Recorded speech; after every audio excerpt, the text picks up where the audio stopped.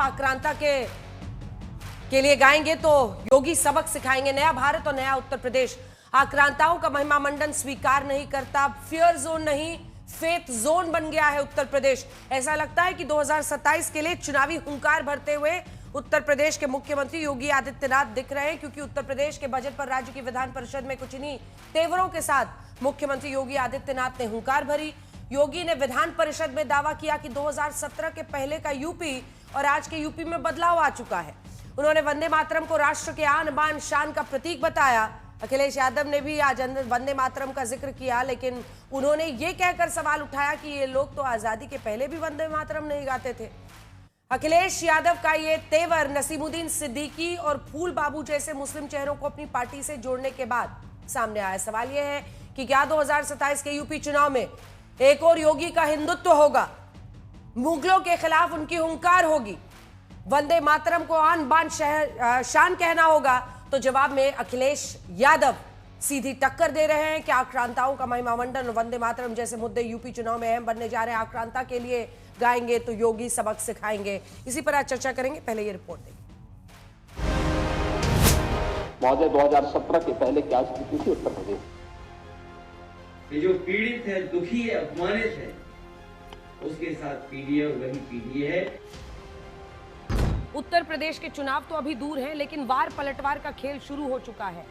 योगी आदित्यनाथ की थीम है 2017 से पहले का यूपी बनाम आज का यूपी। पिछले 9 वर्ष में उत्तर प्रदेश ने एक अपनी यात्रा तय की है। ये यात्रा अपराध और अव्यवस्था से अनुशासन का, कर्फ्यू से कानून के राज का, उपद्रव से उत्सव की यात्रा और समस्या से समाधान, अविश्वास से आत्मविश्वास की यात्रा है। योगी के खिलाफ अखिलेश का जवाब है वोटर रिवीजन में पीडीए वोटों पर कथित डाका और मुद्दों से ध्यान भटकाने की कोशिश का आरोप। योगी आदित्यनाथ बुलडोजर से आगे अब ब्रह्मोस वाले हो चुके हैं। उत्तर प्रदेश का चुनाव वो जीत नहीं रहे हैं, इसीलिए वो वोट कटवाने के माध्यम से हम सबको उलझाए हुए हैं कि आप बुनियादी सवाल न उठा पाए। महंगाई, बेरोजगारी, किसान का सवाल, लॉ एंड ऑर्डर, अमेरिका से जो डील हुई, फ्री ट्रेड एग्रीमेंट जो हो गए, या दुनिया में आपका रुपया कितना गिरता चला जा रहा है, सोने की कीमत कहां पहुंच रही। तो अखिलेश यादव नसीमुद्दीन सिद्दीकी जैसे मुस्लिम चेहरे को समाजवादी पार्टी से जोड़कर मुस्लिम वोटों को बिखरने से रोकने की कोशिश में है। महोदय, 2017 के पहले क्या? योगी 2017 के पहले के सांप्रदायिक दंगों पर विपक्ष को घेर रहे हैं। साथ ही उन्होंने 2 टूक कहा कि आक्रांताओं का महिमा मंडन बर्दाश्त नहीं। तो अखिलेश वंदे मातरम के मुद्दे पर आरएसएस, बीजेपी का इतिहास खंगाल रहे हैं। अपने राजनीतिक स्वार्थों के लिए अगर कोई उन